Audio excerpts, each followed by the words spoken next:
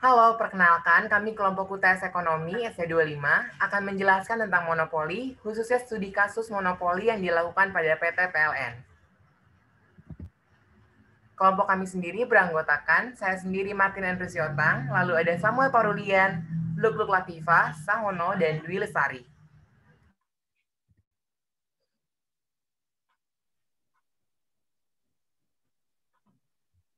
Apa sih yang dimaksud dengan monopoli? Monopoli merupakan perusahaan yang menjadi penjual tunggal dalam pasarnya. Perusahaan monopoli dinilai bisa menjaga kestabilan ekonomi dan efisiensi sebuah produk dan jasa.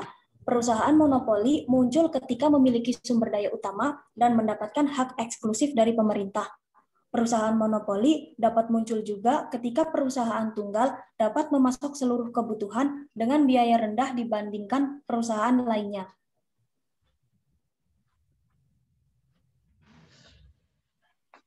Terdapat 7 ciri-ciri dari pasar monopoli. Yang pertama, hanya ada satu penjual. Yang kedua, barang unik dan tidak substitusi. Yang ketiga, price maker atau pembuat harga. Yang keempat, susah masuk pasar. Yang kelima, ada iklan tapi sedikit. Dan ini untuk menjaga hubungan dengan masyarakat.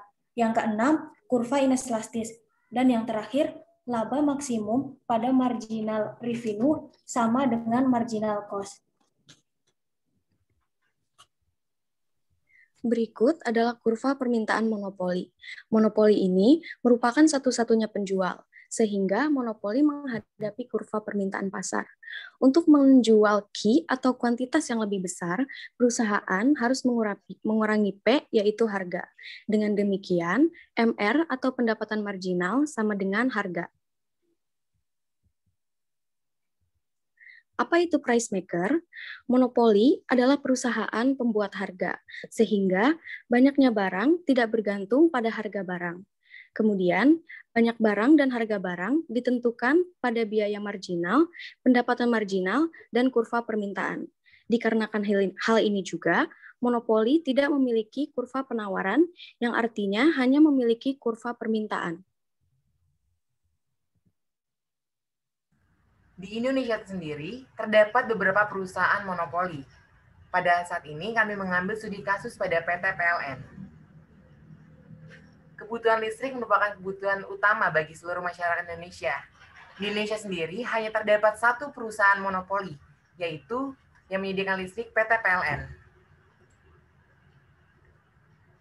Perusahaan PT PLN ini dapat dibuktikan perusahaan monopoli karena tidak ada kompetitor lain atau perusahaan pesaing lain yang menyediakan hal yang sama dengan PT PLN sendiri. Komisi Pengawas Persaingan Usaha atau KPPU mengakui adanya dugaan pelanggaran UU nomor 5 tahun 1999 tentang larangan praktik monopoli dan persaingan usaha tidak sehat oleh PT PLN. Apabila BUMN sektor listrik itu meneruskan kebijakan capping untuk TDL sektor industri. Fungsi PT PLN sebagai pembangkit, distribusi, dan transmisi listrik sebenarnya sudah mulai dipecah.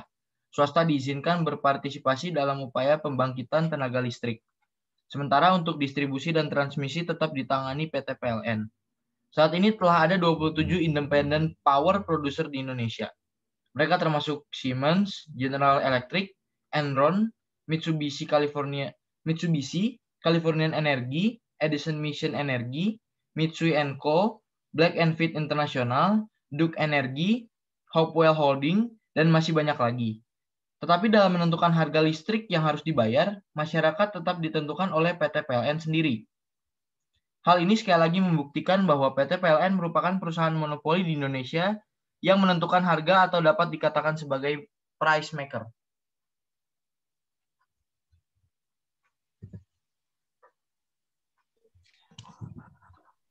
Akibat dari PT PLN yang memonopoli kelistrikan nasional, kebutuhan listrik masyarakat sangat bergantung pada PT PLN.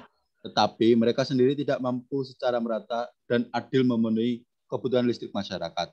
Banyak daerah-daerah yang kebutuhan listriknya belum terpenuhi dan juga sering terjadi pemadaman listrik secara sepihak. Kejadian ini menyebabkan kerugian yang tidak sedikit bagi masyarakat dan investor menjadi enggan untuk berinvestasi. Untuk memenuhi kebutuhan listrik bagi masyarakat secara adil dan merata, sebaiknya pemerintah juga membuka kesempatan yang luas bagi penyedia listrik lain investor swasta dalam persaingan usaha ketenaga listrikan. Akan tetapi, pemerintah harus tetap mengontrol dan memberi batasan bagi investor tersebut, sehingga tidak terjadi penyimpangan yang merugikan masyarakat. Terima kasih.